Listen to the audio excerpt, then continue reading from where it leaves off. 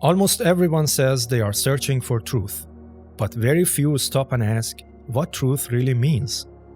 We speak about it with confidence, we defend it strongly, we argue about it, separate because of it, and even sacrifice for it. Yet often without clearly defining what we are actually trying to find. And perhaps this alone shows how powerful this subject has always been. Throughout history, whole civilizations have clashed over what they believed was ultimate reality. Religions, philosophies, ideologies, and schools of thought. Each one stood firmly in its own certainty, saying the answer is here, the others are wrong. But this should not surprise us, because truth is not something ordinary. It is the rarest treasure life can hold, the deepest secret hidden beneath existence itself. And whenever something very valuable exists, imitation always follows. Wherever there is gold, fake gold appears. Wherever there is light, reflections try to copy it.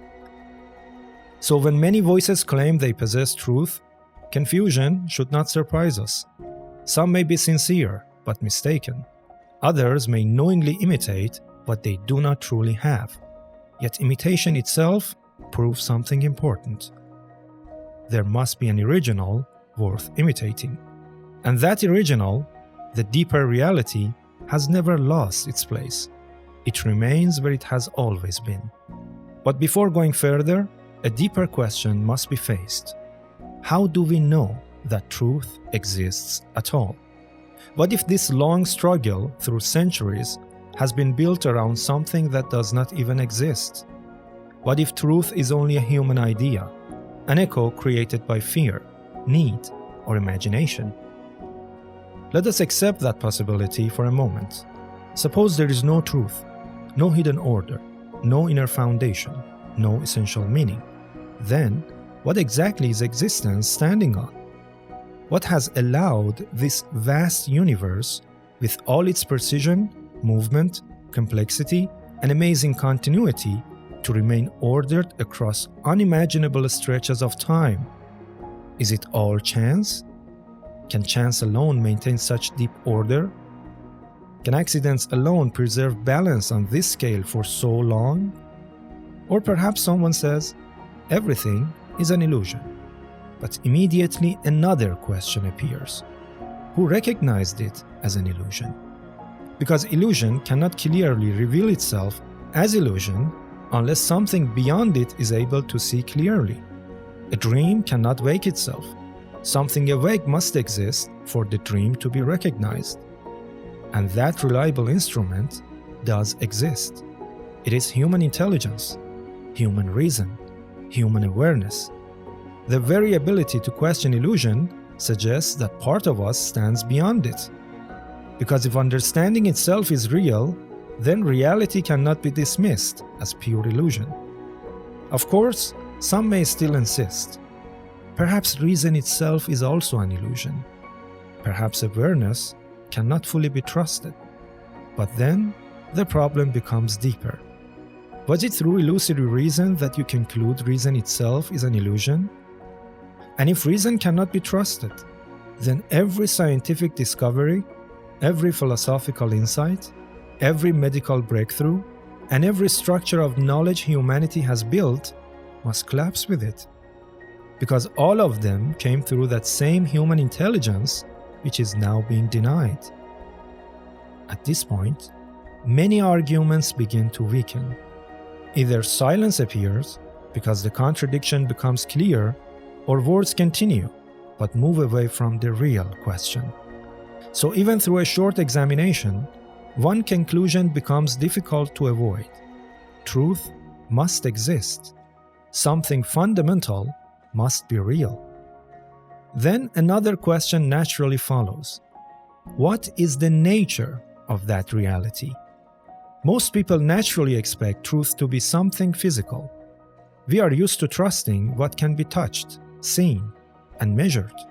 So we imagine truth as something placed somewhere, a sacred text, an ancient writing, an object with extraordinary power, something discoverable, ownable, perhaps even controllable. But this expectation collapses under closer attention, because if truth were physical, humanity would likely have secured it long ago. If it had material form, someone would have fully possessed it, clearly shown it, and ended the conflict. A physical truth could not remain hidden forever across thousands of years. For a short time, hiding may be possible, but across long history, whatever is physical eventually reveals itself. Yet truth has never appeared in that way. This quietly leads us to two essential principles. Truth must exist, and truth cannot be material. So, what remains? Only one serious possibility. Its nature must be non-material. Some may suggest spirits, angels, unseen beings, or metaphysical realities. But such ideas are not accepted by everyone. Humanity has never fully agreed on them. There is, however, one non-material reality that almost no one denies. Awareness itself, understanding, consciousness. No one has ever seen awareness resting somewhere in space. No one has ever held understanding in their hands. No one has measured the size of thoughts, yet no one honestly denies that they are real. Because awareness is not an object. It is an inner capacity.